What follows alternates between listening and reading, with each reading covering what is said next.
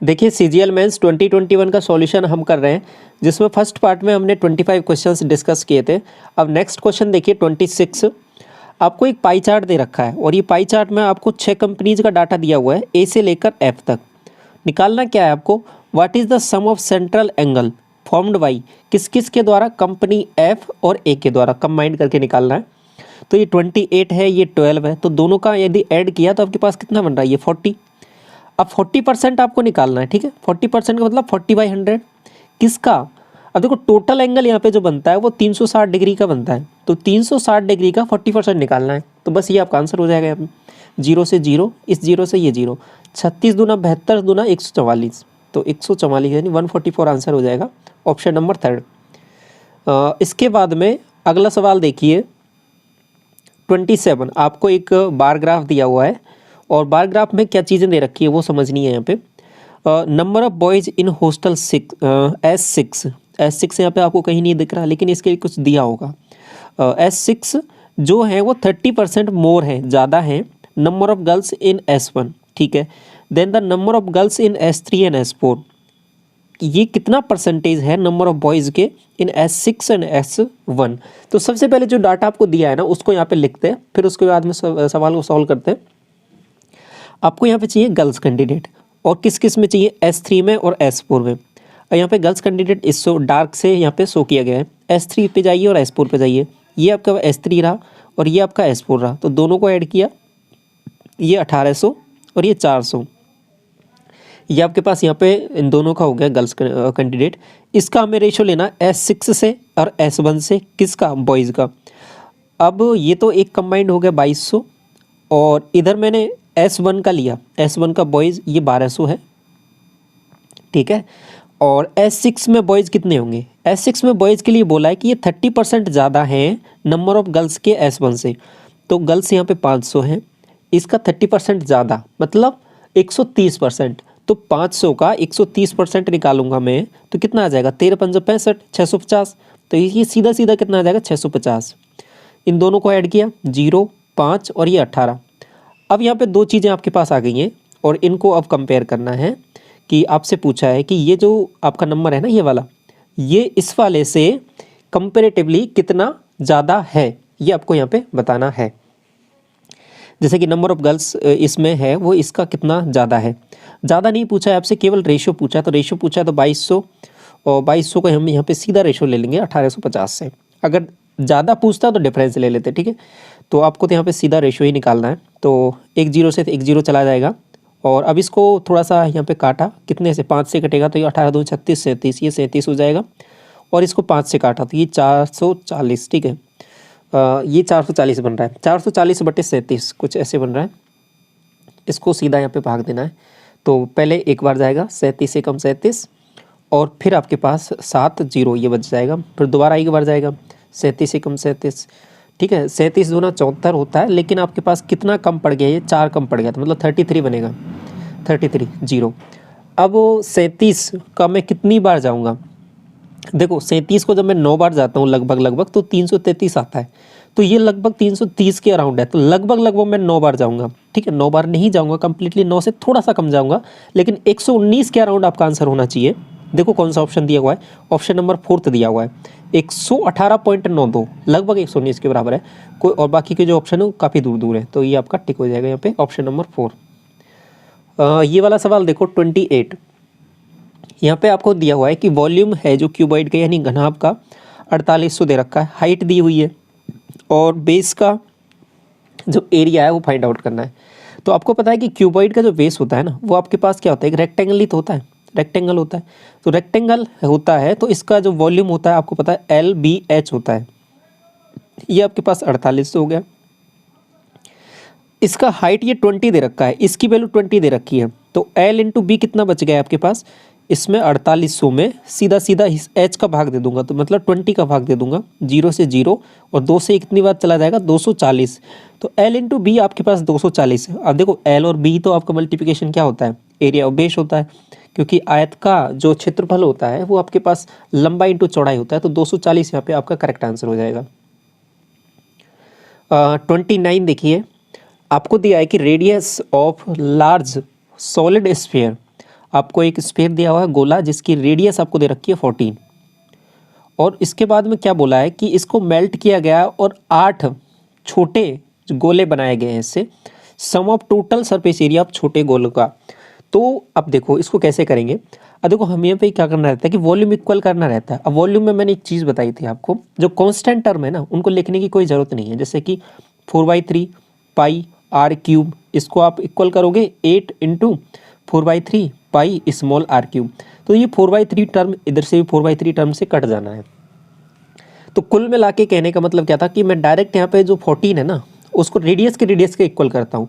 तो देखो कैसे कर रहा हूँ मैं, ये 14 और इंटू 14, ये वॉल्यूम है। तो ये इक्वल हो जाएगा आपके पास 8, यानी 8 गोले बनाए गए ना इससे, तो 8 और स्मॉल आर क्यूब। तो ये स्मॉल आर है आपके पास छोटे वाले गोले की है। तो देखो ये 8, 2 इंटू 2 है, तो ये देखो 2 2 2 यहाँ से कट जाएगा, तो 7 7 7। तो आर की वैल्यू क्या आ जाएगी, सीधा 7 आ जाएगी। अब इसको है ना आप डायरेक्ट देख कर भी कर सकते थे, जैसे कि यहाँ पे 14 लिखा हुआ, ये 8 बनाना है, तो सीधा सीधा दिख भी रहा है कि इससे 7 रेडियस का ही आपके पास स्फीयर बनने वाला है। ये बात तो समझ में आ गई, छोटे वाले की 7 आ गई है। अब आपको निकालना है टोटल सरफेस एरिया। अब एक स्फीयर का टोटल सरफेस एरिया क्या होता है आपके पास, 4 pi R square, 4 pi 22/7 R square, 7 into 7। ये तो हो गया एक का। आपको तो निकालने कितने, 8, तो 8 से और मल्टीप्लाई करना पड़ेगा, तो 8 से कर दिया मल्टीप्लाई, 7 से 7 चला जाएगा, ये 154 होता है। ठीक है, ये 154 होता है। 154 मतलब ऐसे लिखा, और इसको मल्टीप्लाई किससे करना है, 32 से। ठीक है, तो अब 32 को 4 से किया, 32 दूना 64, और 64 को एक बार और किया था 128, 12। अब 32 पंजों कितना होता है आपके पास, 160, और 160 और 12 172, 172 मतलब 17, और 32 से कम 32 और 17 49, तो 49। तो 4928 आंसर हो जाएगा, ऑप्शन नंबर सेकेंड। ये वाला सवाल देखो, क्वेश्चन नंबर 30। इसमें आपको सेक ए माइनस कॉज ए की वैल्यू दे रखी है। तो सेक को कैसे लिख सकते हैं, 1/कॉज।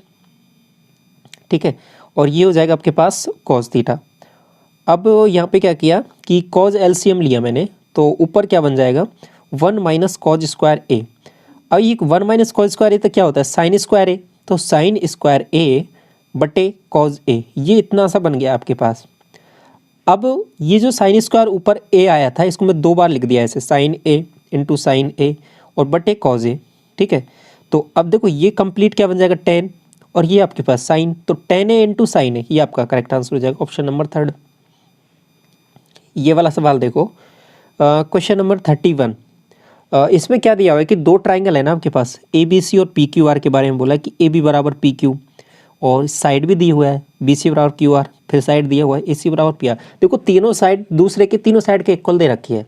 तो इससे क्या समझ में आया, जो मैंने कॉन्ग्रुएंसी वाली क्लास ली थी उसमें डिस्कस किया था अच्छे से कॉन्ग्रुएंसी चैप्टर को, कि उसमें आपके पास यदि तीनों साइड दूसरे ट्राइंगल की तीनों साइड के इक्वल दे रखी हो, तो वो आपके पास एस एस एस इस नियम से आपके पास कॉन्ग्रुएंट हो जाते हैं।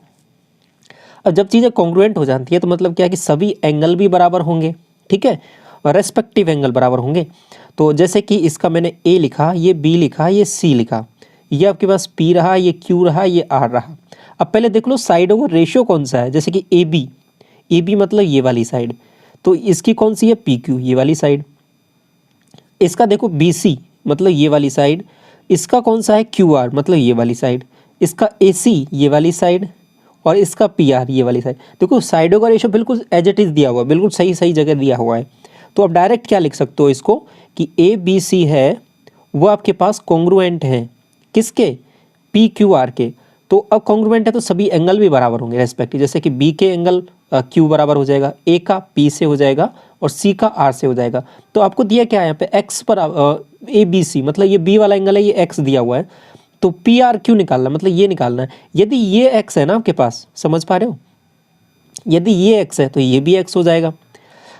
अब एक जो चीज़ समझने की है वो यहाँ पे ये है कि देखो यहाँ पे साइड जो दे रखी है ना, ये भी इंपॉर्टेंट है थोड़ा सा। देखो ये 6 दिया हुआ है, पी सी ये आपके पास 10 दिया हुआ है, और ये 8। अब देखो 6 8 और 10 ये तो ट्रिपलेट होता है, तो ट्रिपलेट होता है तो एक एंगल आपका 90 डिग्री बनने वाला है। 90 डिग्री कौन सा बनेगा, जो सबसे बड़ी भुजा वाले का सामने वाला है, तो ये 90 हो जाएगा, तो इधर भी ये 90 हो जाएगा। अब ये 90 हो गया तो बाकी दो का जो सम है वो 90 रहेगा। तो यदि ये x है तो ये आपके पास 90 माइनस एक्स हो जाएगा। तो इस तरीके से आप यहाँ पे ये क्वेश्चन सॉल्व हो जाएगा 90 माइनस एक्स। तो इसमें बहुत सारे हमने कंसेप्ट यहाँ पे डिस्कस किए। देखो एक तो आपका ट्रिपलेट वाला हो जाएगा, कॉन्ग्रुएंसी वाला हो जाएगा, और यहाँ पे आपका एक चीज़ जो रेस्पेक्टिव एंगल कि कौन सा किस एंगल के बराबर रहेगा। ठीक है, तो इस तरीके से ये चीज़ें यहाँ पे चलेंगी और ये वाला सवाल सॉल्व हो जाएगा। ये वाला सवाल देखो 32, ABCD एक क्वाड्रिलेटरल है जिसकी लेंथ है डायगोनल का 24 दिया हुआ है। Sum of the perpendicular drawn from the B and D vertex B और D से डायगोनल पर AC पर 10 सेंटीमीटर। तो क्वाड्रिलेटर का एरिया देखो, ये बेसिक प्रॉपर्टी है एक क्वाड्रिलेटरल की, वो यहाँ पे दे रखी है। कोई भी क्वाड्रिलेटरल है, अब यहाँ से देखो एक मैंने परपेंडिकुलर इस पर ड्रॉ किया, ये एक यहाँ से ड्रॉ किया, ये तो ये मान लो P1 है, ये P2 है। अब मुझे जैसे कि ये वाले ट्राइंगल का एरिया निकालना है तो क्या हो जाएगा, बेस इंटू परपेंडिकुलर, ठीक है, हाफ इंटू जैसे ये इसको मान लेता हूँ AC, ठीक है, ABCD इस तरीके से दिया हुआ है आपको ये। तो यहाँ पे एरिया क्या आ जाएगा, half into AC into P2, इस तरीके से इसका क्या हो जाएगा इंटू यहाँ पे P1 आ जाएगा। तो टोटल इसका जो एरिया हम निकालते हैं इस वाले का, वो आपके पास निकल के क्या आता है, हाफ इंटू एक डायगोनल, डायगोनल कोई सा भी हो सकता है, डायगोनल, ठीक है, डायगोनल एक diagonal multiply by P1 plus P2। ये P1 P2 क्या है, दोनों परपेंडिकुलर की डिस्टेंस है, वो आपके पास ऐड करनी है यहाँ पे।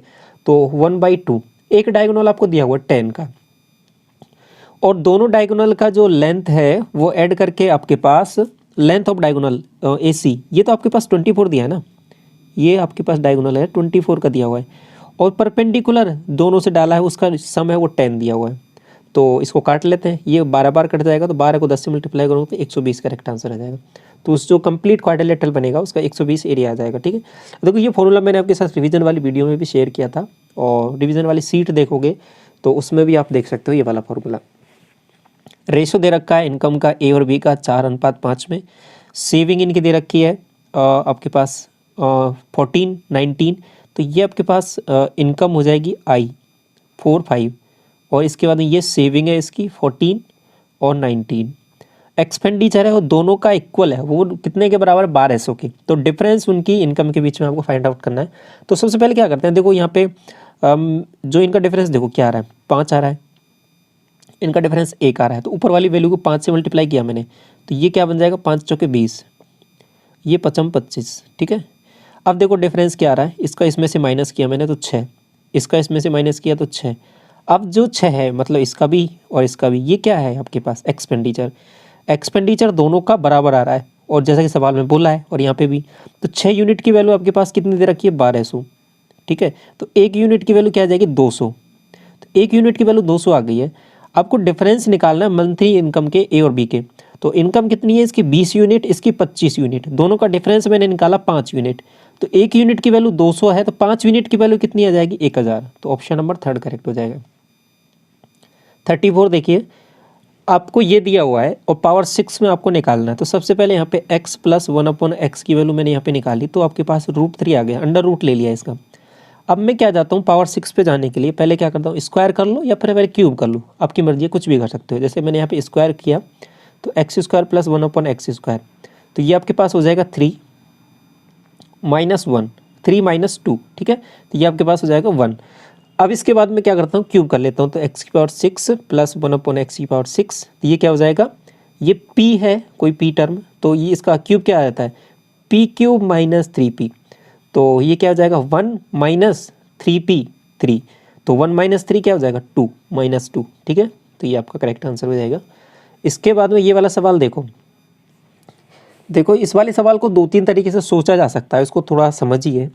एक तो कैसे सोचा जा सकता है, देखो डिग्री से कैसे, अब ऊपर देखो ये x है, इसकी 1 डिग्री होती है। अब x सब जुड़ रहा है तो 1 डिग्री हो गई यहाँ पे। दूसरी चीज़ यहाँ पे देखो 2 डिग्री बन रही है, ठीक है, और 2 डिग्री ये और 1 डिग्री ये, 3 डिग्री बन गई। 3 डिग्री में से 3 डिग्री माइनस किया, ठीक है, कोई पर्टिकुलर टर्म में माइनस हो रहा है तो 3 डिग्री बन जाएगा ऊपर भी, और नीचे देखो कितना डिग्री है, नीचे भी 3 डिग्री है, तो डिग्री बराबर है नीचे ऊपर, तो कट जाएगा, तो कांस्टेंट टर्म आना चाहिए आंसर। ये बात समझ में आ रही है? जिनको डिग्री का कंसेप्ट थोड़ा सा अच्छे से आता है वो समझ पाएंगे, बाकी नहीं आता बाकी और भी मेथड मैं आपको बताऊंगा। तो यहाँ पे ये एक चीज़ तो पता चल गई कि ये एक्स वाई जेड ऐसा कुछ करके आने वाला नहीं है, आंसर आएगा वो कॉन्स्टेंट टर्म आएगा, ठीक है। तो यहाँ से ऐसे टिक किया जा सकता है। दूसरी चीज़ देखो, जेड को कोई भी वैल्यू पुट कर दो, जेड को 0 पुट किया मैंने, ऐसे भी कर सकते हो। तो ऊपर क्या बच गया, केवल एक्स प्लस वाई बच गया। इस वाली टर्म से क्या बच गया, देखो इस वाले को, यहाँ से भी आपके पास एक्स वाई बच गया, क्योंकि ये वाली टर्म तो बाकी जेड वाली टर्म तो हट जाएंगी, ये लास्ट वाला भी हट जाएगा। तो 0 पुट करते ही और नीचे देखो क्या बचने वाला, एक्स प्लस वाई, और एक से बचेगा वाई और एक से बच जाएगा आपके पास एक्स, तो ये भी एक्स वाई बच गया। तो भी आपके पास देखो ऊपर और नीचे बिल्कुल सेम हो गया, एक्स वाई से एक्स वाई गया, एक्स प्लस वाई से एक्स प्लस वाई गया, तो भी आपके पास 1 बच गया, तो भी आंसर बना जाएगा। एक और तरीका देखो इसमें क्या है कि जब कभी भी इस तरीके का सवाल आए जिस सिमेट्री हो आपको सवाल में दिखे, जैसे कि कैसे x plus y plus z, ठीक है, फिर ऐसे दिया हुआ है x y z z x, ठीक है, और लास्ट में दिया हुआ है एक्स वाई जेड। देखो तीन टर्म एज इट इज जो बिहेवियर हो रहा है वो एक्स के साथ भी हुआ है, वाई के साथ भी हुआ है, जेड के साथ भी हुआ है, और ऐसे ही नीचे x y z z x ऐसे दिया हुआ है। तो ऐसे जब सिमेट्री हो ना चीज़ों में, तो हमेशा आंसर जो आता है या तो कांस्टेंट आएगा या फिर तीनों टर्म आएंगी, एक्स भी आएगा, वाई भी आएगा, जेड भी आएगा। या तो आंसर में आएगा वो तीनों टर्म आएंगी एक्स वाई जेड वाली, या फिर आपके पास कुछ आएगा वो कांस्टेंट आएगा, सब कुछ कट पिट जाएगा, वहाँ पे लास्ट में कांस्टेंट आ जाएगा, जैसे कि 1 आ जाए, 2 आ जाए, या फिर फाइनली 3 आ जाए, या फिर 0 आ जाए, कुछ इस तरीके से आने वाला है। या फिर आपके पास तीनों टर्म आनी चाहिए, केवल एक टर्म नहीं आ सकती। ऐसा नहीं हो सकता केवल आंसर में एक्स आ जाए, ऐसा नहीं हो सकता केवल वाई आ जाए। अब ऐसा तभी हो सकता है जब यहाँ पे सिमेट्री ना हो, लेकिन सवाल में सिमेट्री है, सब कुछ बराबर चीज़ें रिपीट हुई है, एक्स जितनी बार हुआ है, जैसे कि x y y z z x, ठीक है, x y z z x, तो इस तरीके से सिमेट्री है। तो यहाँ पे चीज़ें एक्स अकेला आंसर नहीं हो सकता, जेड अकेला नहीं हो सकता, वाई भी अकेला नहीं हो सकता, तो भी आंसर बनाएगा। समझ रहे हो जो मैं समझाना चाह रहा हूँ जो चीज़ों को? ये जब आप सवालों को बहुत सारे देखोगे ना, जो पैटर्न को थोड़ा सा ऑब्जर्व करोगे, तब चीज़ें थोड़ी सी समझ में आएंगी कि ये जो मैं बताना चाह रहा हूँ वो क्या कहना चाह रहा हूँ। बाकी बेसिक मैंने बता दिया, जेड को 0 पुट करो और वैसे भी आंसर आ जाएगा। बाकी ऐसे भी सोचा जा सकता है, जो तरीका है मैं आपको बता रहा था। ये वाला सवाल देखो, क्वेश्चन नंबर 36 आपको दिया हुआ है। यहाँ पे क्या करते हैं कि एलसीएम ले लेते हैं दोनों का। एलसीएम मैंने लिया साइन थीटा और नीचे आ जाएगा कॉस थीटा। साइन थीटा का इसमें डिवाइड किया तो कॉस स्क्वायर थीटा, एक टर्म ऊपर ऐसे बन जाएगा, इस वाले से क्या बन जाएगा, साइन स्क्वायर थीटा। ये आपके पास 1 बन गया, ऊपर 1 बन गया, और 1 बन गया 1 अपॉन साइन थीटा और 1 अपॉन कॉस थीटा। तो ये इसका जस्ट ऊपर जाएंगे तो क्या हो जाएगा, cosec theta sec theta. Option number first correct हो जाएगा। ये वाला सवाल देखो, मैंने कल एक अलग वीडियो में अलग से डिस्कस किया था, इसका पूरा कंप्लीट एक्सप्लेनेशन कि किस तरीके से चीज़ें चलती हैं। तो हमेशा ध्यान रखना, जब दो साइडों का स्क्वायर दिया हुआ है, x square plus y square, और ये कंपैरेटिवली बड़ा हो एक थर्ड साइड से, जेड से, तो आपके पास ट्रायंगल होता है, वो आपके पास एक्यूट एंगल ट्रायंगल हो जाएगा। अगर ये बराबर हो जाए तो राइट एंगल ट्रायंगल हो जाएगा।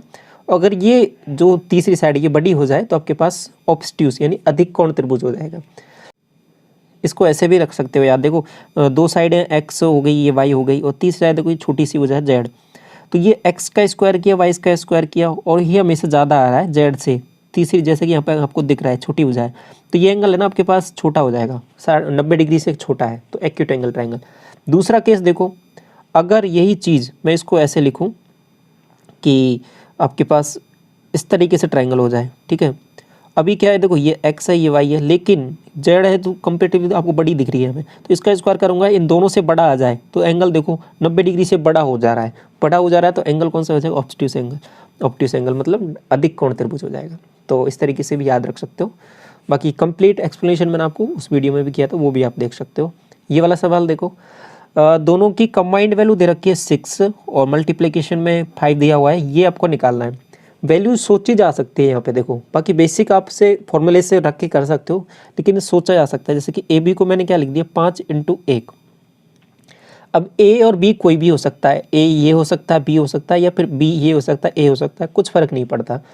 तो अब यहाँ पे देखो ये इस कंडीशन को भी सेटिस्फाई कर रहे हैं, 5 + 1 = 6, तो इसमें डायरेक्ट वैल्यू रखी जा सकती है। तो 5 का क्यूब किया 125, 1 का क्यूब किया 1, तो 126 आंसर आ जाएगा। ऑप्शन नंबर 3 करेक्ट हो जाएगा। तो इस तरीके से भी देख लेना है कि सवाल में कभी कभी वैल्यूज पुटिंग से भी हो रहा है, नहीं हो रहा, ठीक है।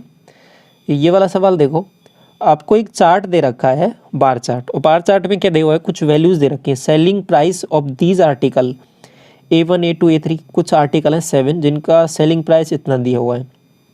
ये जो है ना आपके पास ये डिस्काउंट परसेंटेज है, जैसे कि 30 दिया हुआ है 30% का डिस्काउंट है A1 पर, 45 दिया हुआ 45% का डिस्काउंट है A4 पर। तो आपको निकालना क्या है, what is the sum of mark price of these 7 article, MP आपको निकालना है। अब देखो इसके बीच में रिलेशन होता है MP और SP के बीच में, वो यहाँ पे दिया हुआ है। बाकी ये वही रिलेशन है, देखो कुछ अलग नहीं दिया, कुछ अलग अगर फॉर्मूला देता तो हम उस हिसाब से करते। ये फॉर्मूला क्या होता है, हम जानते हैं कि जैसे कि 100 माइनस डिस्काउंट, ठीक है, जैसे कि 100 minus percentage discount divide by 100, और इसको जब मैं मल्टीप्लाई कर देता हूँ MP से, तो यही तो आपके पास SP आता है।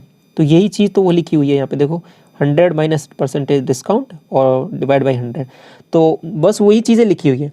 अब इस 30% को किस तरीके से समझना है, 30% का डिस्काउंट है, मतलब MP पर 70% मैंने यदि लगाया तो वो क्या आ जाएगा आपके पास, SP आ जाएगा।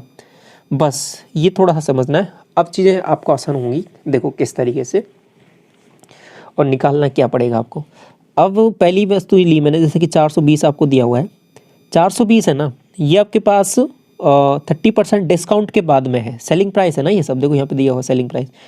तो ये 70% की वैल्यू है, 70% का मतलब 7/10 यूनिट की वैल्यू, तो 7 यूनिट की वैल्यू इतनी है, तो 10 यूनिट की वैल्यू कितनी आ जाएगी, 600।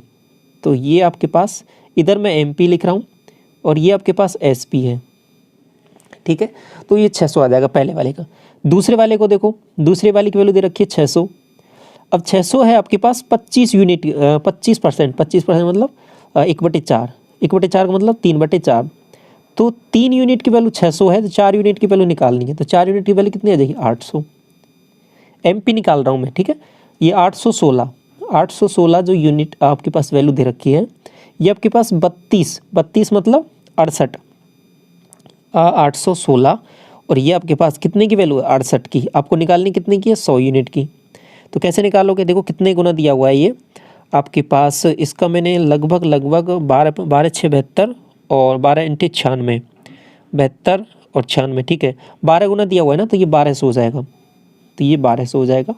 इसके बाद में देखो 825, ठीक है, 825 जो है वैल्यू आपके पास 55 यूनिट की है, 825, इसको थोड़ा सा हटाओ यहाँ पे,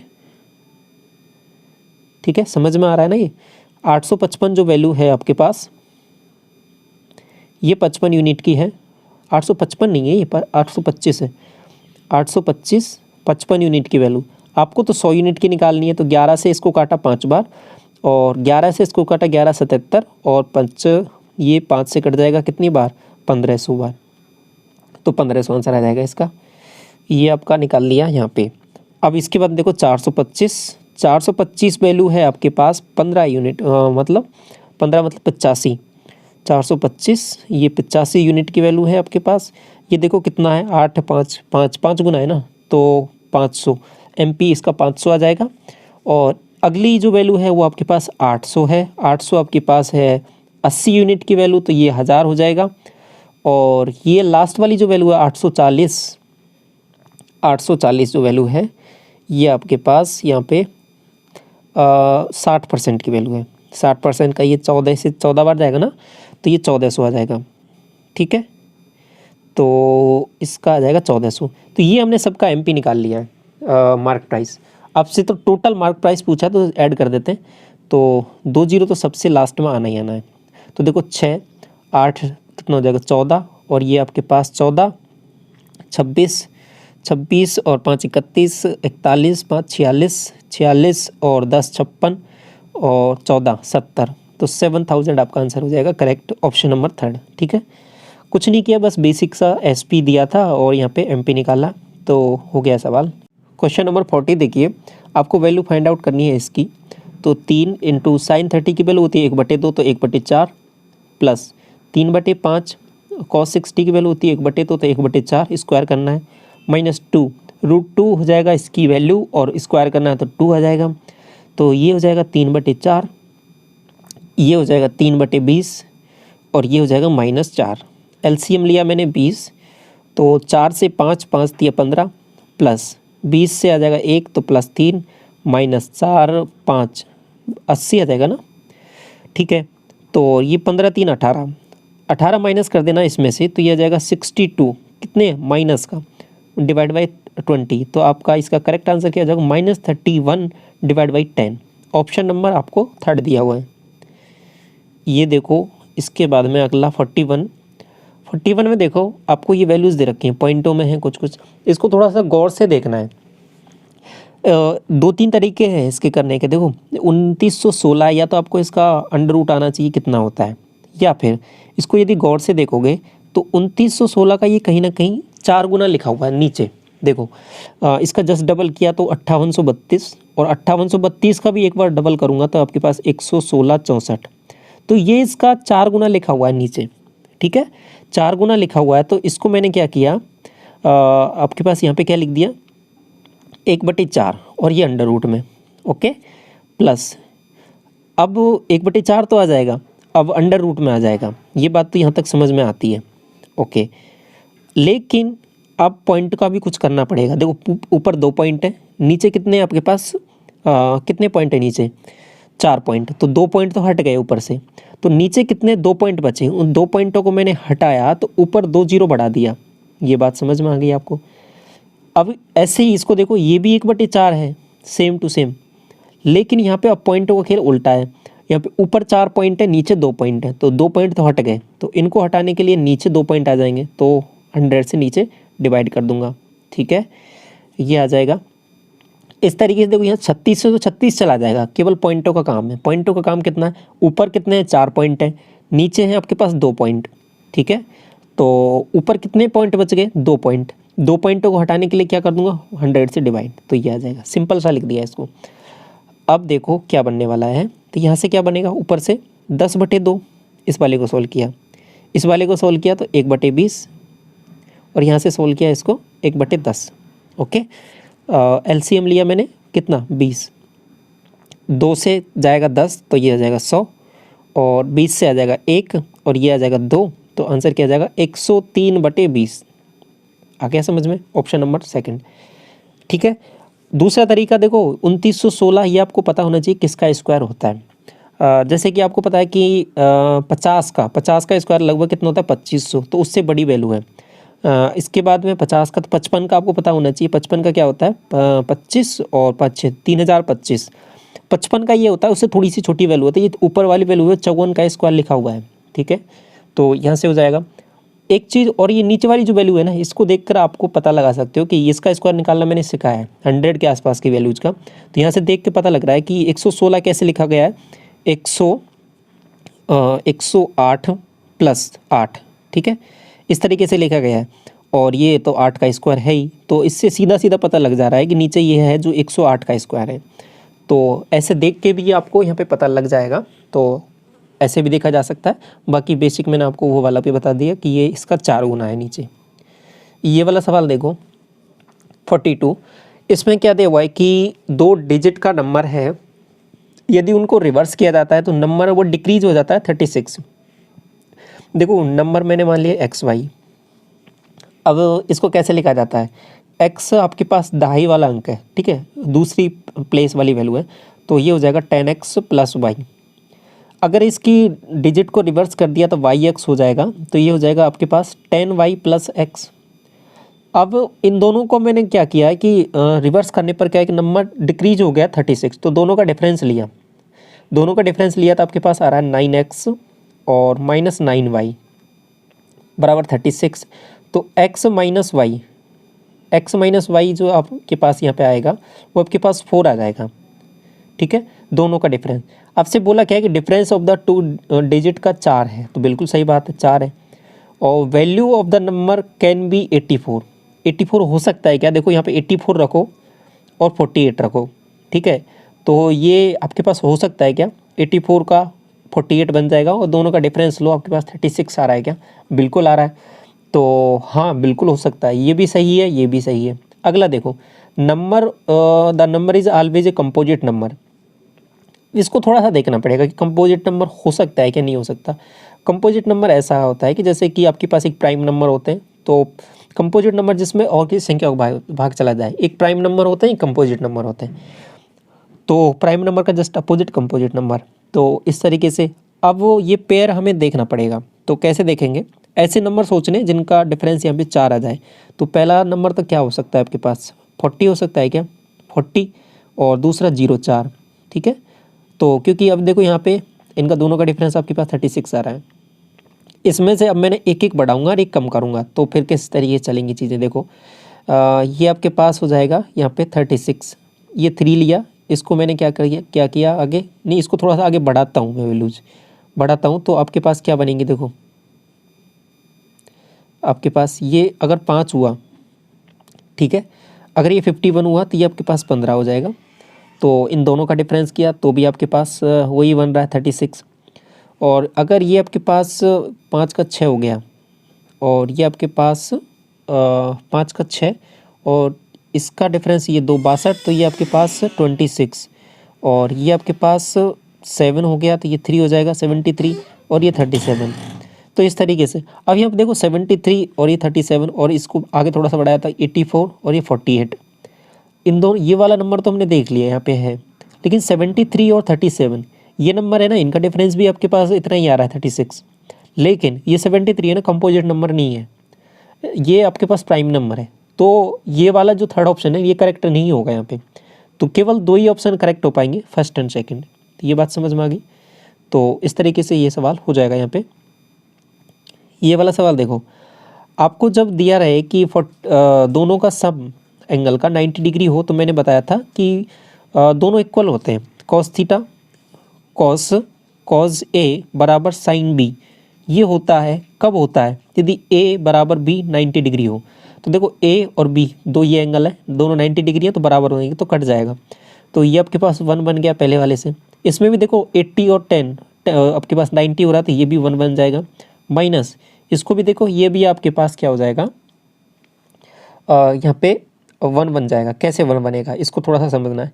कोसेक 40 को जब मैंने चेंज किया तो ये आपके पास बन जाएगा सेक 50।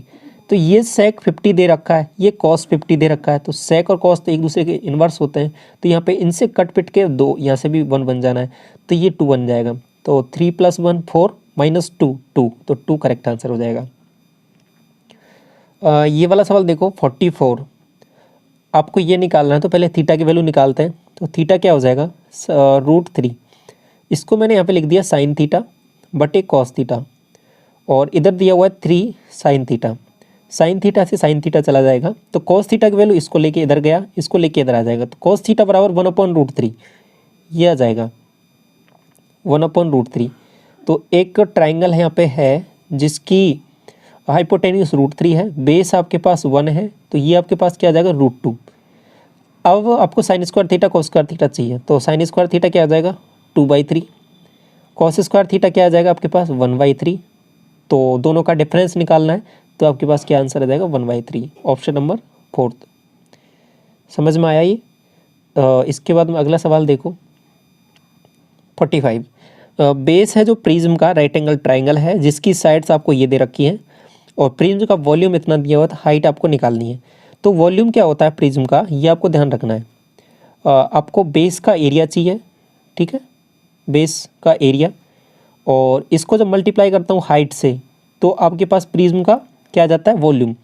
वॉल्यूम आपको दिया है 648, तो बेस एरिया निकाल सकता हूँ क्या, बिल्कुल निकाल सकता हूँ। ये आपके पास राइट एंगल ट्राइंगल है, राइट एंगल ट्राइंगल का एरिया निकालना मैंने आपको सिखाया बहुत अच्छी तरीके से। 2 छोटी साइड है, उनको मल्टीप्लाई करना, हाफ करना है। 12 में 108, हाफ किया 54, या फिर डायरेक्ट भी लिख सकते हो मल्टीप्लाई करके 9 × 12/2, और हाइट आपको निकालना है, ठीक है। तो डिवाइड कर लो, 54 को इसमें डिवाइड किया तो देखो 1 बार जाएगा, 10 बचेगा 2 बार जाएगा, तो h की वैल्यू 12 आ जाएगी सीधा सीधा। ये वाला सवाल देखो 46। एक डायमंड है, डायमंड की कॉस्ट है जो इसके डायरेक्ट प्रोपोर्शनल किसके है, वेट के। तो कॉस्ट इसको ऐसे लिख सकते हो, कॉस्ट को C लिख लो, डायरेक्टली प्रोपोर्शनल किसके, W के, वेट के। तो प्रोपोर्शनल साइन हटाऊंगा तो C क्या आ जाएगा, K कांस्टेंट ले लिया मैंने, या फिर K की जगह कुछ भी ले सकते हो आप, ABCD कुछ भी, तो KW²। अब देखो क्या मामला हुआ है कि इसकी कॉस्ट प्राइस दे रखी है इतनी, अब इसका कोई यूज़ भी नहीं है आपको। देखो आगे मैं बताऊंगा इसको, कि जो डायमंड है वो आगे ब्रेक हो गया 2 पार्ट में, 5 और 9 इस अनुपात में, टोटल 14 था, तो आगे ब्रेक हो जाएगा, तो ये भी देखो दोनों का सम भी टोटल 14 आ रहा है। तो इसके बाद में कितना लॉस हुआ ये आपको फाइंड आउट करना है। तो देखो कैसे करेंगे, तो सबसे पहले 14 का स्क्वायर निकाल लो। तो C बराबर 14 का स्क्वायर करूँगा तो 196 के, तो ये पहले वाले की कॉस्ट प्राइस हो गई। दूसरा वाला केस में क्या हुआ है कि ये दो भाग में टूट गया है, तो दोनों का सम करना पड़ेगा।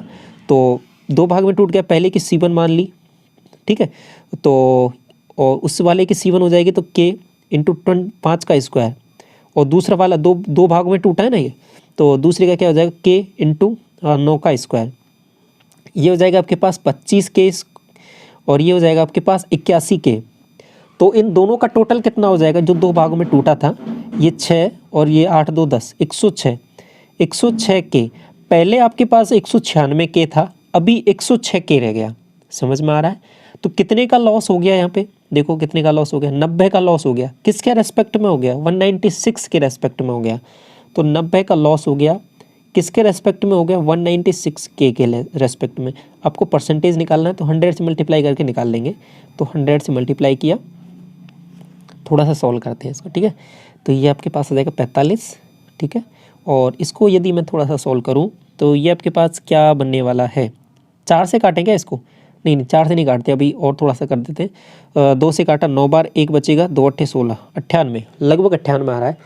और इसको थोड़ा सा सॉल्व किया तो ये तो 4500 है, 4500 का मतलब रह जाएगा आपके पास 2250, ठीक है, 2250, और ये हो जाएगा 49, 2250 और नीचे हो जाएगा 49। इसको सॉल्व करना है तो लगभग देखो कितना आने वाला है। अगर ये 50 होता लगभग तो कितना हो जाता, 44 के लगभग, 44.5 45 के लगभग ऑप्शन आना चाहिए। ऑप्शन का आपको एक ही दे रखा है, ऐसे कर सकते हो, टिक करके डायरेक्ट आंसर आ सकता है। बाकी अप्रोक्सीमेशन की कंप्लीट एक अलग से क्लास ली है, उसमें मैंने इसको डिस्कस किया अच्छे से, तो वो कैसे करते हैं उस वाले सवाल में एग्जैक्ट आंसर तक पहुंचना है। तो अब देखो इसको लगभग 50 माना, तो इसको लगभग मैंने कितना मान लिया, 2250 है तो 2300 के लगभग, 2300 के लगभग मान लिया। तो ये लगभग यहाँ से 50 से भाग दिया तो लगभग 46 आंसर आने वाला है अप्रोक्सीमेट करके। तो अप्रोक्सीमेट करके तो इसको मैंने नीचे क्या बना दिया 50। अब आपको थोड़ा समझ में कम आ रहा होगा, क्योंकि ये आपका जो कंप्लीट मेथड मैंने वहाँ पे डिस्कस किया था, तो जिन्होंने वो क्लास देखी उनको अच्छे से आ जाएगा। तो ये 50 हो जाएगा, और ऊपर आपके पास ये 1 यूनिट की वैल्यू 46 आया है ना आपके पास, 1 यूनिट की वैल्यू 46 आया था, तो नीचे 49 + 1 और ऊपर आ जाएगा 2250 + 46, ठीक है। तो ये क्या हो जाएगा 6 9 2 2 डिवाइड बाई 50, इसको मल्टीप्लाई किया तो अब इसको मैं भाग दूंगा सिंपली, तो आपके पास सीधा क्या आ जाएगा, 96 का जस्ट डबल किया तो 2 और 9 और 44 का 45, 45.92। देखो एग्जैक्ट आंसर आ गया आपके पास, ऑप्शन नंबर 3। तो अप्रोक्सीमेशन वाली एक क्लास वो ज़रूर देख लेना आप थोड़ा सा टाइम निकाल के, तो वहाँ पे ये वाले ऐसे क्वेश्चन मैंने आपको डिस्कस किया था, क्योंकि क्वेश्चन पूछे जाते हैं तो वहाँ पे आपको ये डाउट रहता है कि किस तरीके से करना है वो कैलकुलेशन में, तो आपकी बहुत हेल्प करने वाली है वो वीडियो। तो अगला सवाल देखें, क्वेश्चन नंबर ये कौन सा हो गया था आपका, 46 हो गया था ना, 47 देखते हैं इसके बाद में। 47 क्वेश्चन आपको एक पाई चार्ट दिया हुआ है, पाई चार्ट में भी कुछ आपको क्या निकालना है वो देखिए। यहाँ पे डाटा दे रखा है कुछ, आपको number of males in particular department आपको यहाँ पे दिया हुआ है, और number of males in S department में 1080 दे रखा है। तो आपको J+K चाहिए, और J किसको डिनोट कर रहे हैं, J है आपके पास टोटल T और P का, T और P का है ये रहा, T और P का मतलब 120 डिग्री, ये ठीक है। और K क्या है, P और Q का डिफरेंस, P का है ये रहा, Q है ये रहा, दोनों का डिफरेंस क्या 60। तो आपको इन टोटल ये चाहिए मतलब 180 डिग्री, समझ में आया, 180 डिग्री की वैल्यू चाहिए। अब 1 डिग्री कितने के बराबर ये तो निकालना पड़ेगा पहले। तो S में दे रखा है कि 1080 है ना, ये कितने की वैल्यू है, S की वैल्यू है, S मतलब 54 यूनिट की वैल्यू ये है, आपको निकालना क्या 180 डिग्री, ठीक है। तो 54 से ये कितनी बार कटेगा, देखो 2 बार, 20 बार कट जाएगा, ये आपको मल्टीप्लाई करना है यहाँ से, 18 दूना 36, 2 0 आ जाएंगे, 36 आंसर आ जाएगा, ऑप्शन नंबर फर्स्ट करेक्ट हो जाएगा। अगला सवाल देखो, ABCDEF एक रेगुलर हेक्सागन है जिसमें साइड आपको दिया है 36। ABC ट्राइंगल का एरिया आपको फाइंड आउट करना है। तो सबसे पहले ABC ट्राइंगल देखना पड़ेगा कि कौन सा वाला है ये। तो पहले रेगुलर हेक्सागन बनाया है यहाँ पे, ये आपका ए है, ये बी है, और ये आपका सी, डी, ई और ये एफ हो जाएगा। ए बी सी ट्राइंगल, जैसे कि ये इसका सेंटर हो जाए ना, तो यहाँ पे देखो ये ऐसे मिला, ये ऐसे मिला और ये ऐसे मिला। आपको तो निकालना क्या है, ये वाला ट्राइंगल निकालना है ए बी सी। अब कुछ गौर कर पाओगे आप यहाँ पे क्या, देखो ये दो ट्राइंगल थे, ठीक है, दो ट्राइंगल में से तो इनको मिला के ए बी सी, ये ओ मान लिया मैंने जैसे कि, तो ए ओ सी और बी एक कंप्लीट क्वाड्रिलेटरल हो गया, क्वाड्रिलेटरल हो गया। और ये आपके पास दो ट्राइंगल का कॉम्बिनेशन है, ए बी ओ, ठीक है, ए बी ओ और आपके पास बी सी ओ। और आपसे पूछा क्या, देखो डायगोनल का भी ऐसे डायगोनल खींच दिया तो ये भी इसको जस्ट दो मतलब सेम पार्ट में डिवाइड कर रहा है, एक तो एक नीचे वाला एक ऊपर वाला। ए बी सी का आपको पूछा है, तो कुल मिला के आपको एक ही ट्राइंगल का एरिया निकालना है, समझ गए। तो कुछ फर्क नहीं है, देखो ये वाला ट्राइंगल पूछ ले, ये पूछ ले क्या, या फिर ये वाला पूछ ले, सवाल थोड़ा सा घुमाया है, बाकी सवाल में कुछ है नहीं, वही सेम है, एक ट्राइंगल का एरिया निकालना है। साइड आपको दे रखी है इतनी, ट्राइंगल का एरिया क्या होता है √3/4 ए स्क्वायर। ए स्क्वायर की वैल्यू आपको क्या हो जाएगी यहाँ पे √3/4, तो ये एज इट इज, और 36 × 36 और 4 से कट जाएगा 9 बार, और 36 9 कितना होता है 324 और √3 एज इट इज आ जाएगा। तो ये आपका करेक्ट आंसर हो जाएगा ऑप्शन नंबर फर्स्ट। 49 देखिए क्या दिया हुआ है आपको, सेलिंग प्राइस है दो आर्टिकल का, ए और बी का सेम है, समझ रहे हो। और ए है जो 28% के प्रॉफिट पे बेचा जाता है, बी है जो 24% के लॉस पर बेचा जाता है। दोनों का सेलिंग प्राइस मिला के इतना दे दिया है आपको, कॉस्ट प्राइस क्या होगा।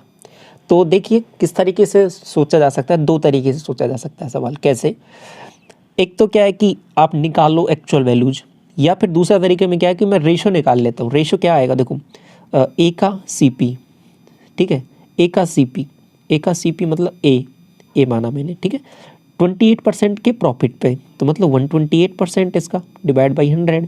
सी पी बराबर है, सॉरी एस पी बराबर है, तो बराबर करूँगा इसके दूसरे के, बी के एस पी के, कितने के 24% का लॉस, मतलब 76 डिवाइड बाई 100, 100 से 100 जाएगा, 4 से ये 19 बार कटेगा क्या, 19 चौके 76, बिल्कुल सही बात है। और ये आपके पास 32 बार कटेगा। तो ए और बी का जो रेशियो आएगा ना, वो आपके पास 19 और 32 का आएगा। अब ऑप्शन में आपको डायरेक्ट देखना है कि 19 और 32 का रेशियो सीपी में किसका दिया हुआ है, यही आपका आंसर होगा। देखो 19 और 32 का रेशियो केवल और केवल इसमें दिया हुआ है, बाकी कहीं भी आपको नहीं दिखेगा, ठीक है। तो इसलिए यहाँ पे करेक्ट आंसर ये हो जाएगा। दूसरा तरीका एक और देखिए, तो ये वाला समझ में आया, ऐसे करना है। दूसरा तरीका क्या है कि ये जो वैल्यू दे रखी है ना 24,640, इसको हाफ करो, क्योंकि ये दो का सम है, दोनों की बराबर है, तो दूसरे की एक की निकालूंगा तो हाफ हो जाएगी, तो 24 320, ये आपके पास एक की आ गई। अब ये जो वैल्यू है आपके पास कितने यूनिट की वैल्यू है, 128 यूनिट की वैल्यू है, समझ में आया। आपको निकालना है क्या, 100 यूनिट की वैल्यू निकालनी है, सीधा भाग दे लो, सीधा आंसर आ जाएगा, ठीक है। तो यहाँ पे भाग देंगे तो भी आंसर आ जाएगा क्या, पहले वाले से 19,000 आ जाएगा। देख लो कैसे जाएगा, भाग दे लेते हैं इसको। तो 16 से भाग दिया, 16 संते 16 × 128, और 16 से इसको भाग दिया, 16 एकम 16, 8 बचेगा, 16 पंजो 80, 3 बचेगा, 16 दूनो 32, 8 से इसको भाग दिया दोबारा, 19 बार जाएगा, 19 × 152, ठीक है, तो 19,000 आ जाएगा। दूसरे वाले का ऐसे कैसे निकालेंगे, 128 से डिवाइड किया तो उस वाले में किससे करेंगे, 76 से डिवाइड करेंगे, क्यों, क्योंकि वो लॉस पे है, तो वहाँ से 32,000 आ जाएगा, ठीक है। तो ऐसे हो जाएगा ये सवाल। दो तरीके मैंने आपके साथ डिस्कस कर दिए। ये वाला सवाल देखो, दो सीरीज दे रखी है आपको S1 और S2, 2 9 16 30 आगे 6 32, और ये 7 11 15 और लास्ट है 7 43। दोनों का सम निकालना है, किसका, कॉमन टर्म का। इनमें से कुछ टर्म है कॉमन आएंगे, उनका सम निकालना है। देखो कैसे करेंगे सवाल को, अच्छा सवाल है, समझो इसको। पहले कॉमन टर्म देखो क्या आने वाली है, सबसे पहली टर्म कौन सी आएगी, देखो पहली वाली में डिफरेंस किस का है, पहली वाली में डिफरेंस देखो 2 7 7 का है, 2 9 16, और इसके बाद में क्या आएगा, अगली टर्म 23 आएगा क्या, बिल्कुल आएगा, और इसके बाद में 30 आ जाएगा, और इस तरीके से चलने वाली है। इसको देखो यहाँ पे क्या आ जाएगा 7, ये आ जाएगा 11, ये 15, 4 4 का डिफरेंस है, ये 19, ये 23। देखो 23 कॉमन टर्म आ गई, पहली टर्म तो 23 आ गई। ये तो पहली टर्म आ गई, एक नई सीरीज बनेगी जिसकी हमको तो वही सीरीज निकालनी है जिसकी कॉमन टर्म हो इनमें से। तो एक ये सीरीज जो नई बनेगी उसमें 23 पहली टर्म है उसकी। अब जो अगली टर्म आएगी वो कौन सी आएगी, जो कॉमन होगी। ये इंपॉर्टेंट है यहाँ पे समझना। देखो ऊपर वाली सीरीज है वो 7 के बाद रिपीट हो रही है, ये वाली सीरीज है वो 7 के बाद रिपीट हो रही है, नीचे वाली सीरीज है वो आपके पास 4 के बाद रिपीट हो रही है। तो अब जो कॉमन टर्म है वो कितने के बाद रिपीट होंगी, दोनों का एलसीएम ले लो, 7 चौके 28, ठीक है 28। तो अगली टर्म है ना इनकी जो 28 के बाद आएगी, मतलब ये 23 है। अगली टर्म जो कॉमन आएगी वो इनकी कौन सी आएगी, 51 आएगी, ठीक है। तो इस तरीके से सोचा जा सकता है। बाकी आप यहाँ पे ऐड करके देखोगे 30, और 30 के बाद में क्या आ जाएगी यहाँ पे 37, 37 के बाद में 44, 44 के बाद में 51, ठीक है। नीचे वाले में देख लो 23 है, 27, 31 और 35, 39, 43, 47 और 51, ठीक है। 51 यहाँ पे भी आ गया, 51 यहाँ। तो इस तरीके से आप देखोगे तो 51 आ जाएगा। तो समझ में क्या आया कि ये 28 के बाद में रिपीट होने वाली है। तो पहली टर्म ये आ गई, ये दूसरी टर्म आ गई आपके पास 51, और डिफरेंस क्या आ जाएगा, डी, जिसको मैं आपके पास यहाँ पे सार्व अंतर बोलता हूँ हिंदी में, वो डिफरेंस आपके पास आ जाएगा। सबका कॉमन डिफरेंस क्या आ जाएगा, 28 का। पहली टर्म आपके पास पता है। अब आपको यहाँ पे यदि टोटल टर्म पता लग जाए इसकी, तो आप यहाँ से आपका जो सीरीज का सम है वो फॉर्मूला लगा के आप आसानी से निकाल लोगे। अब टोटल टर्म निकालना भी पड़ेगा। टोटल टर्म कैसे निकालेंगे, तो अभी थोड़ी देर के लिए मैंने माना कि देखो ये सीरीज 743 तक जा रही है, ये 632। मुझे तो यदि पहली सीरीज ही खत्म हो गई तो दूसरी सीरीज का कॉमन लेने का कोई मतलब ही नहीं बनेगा।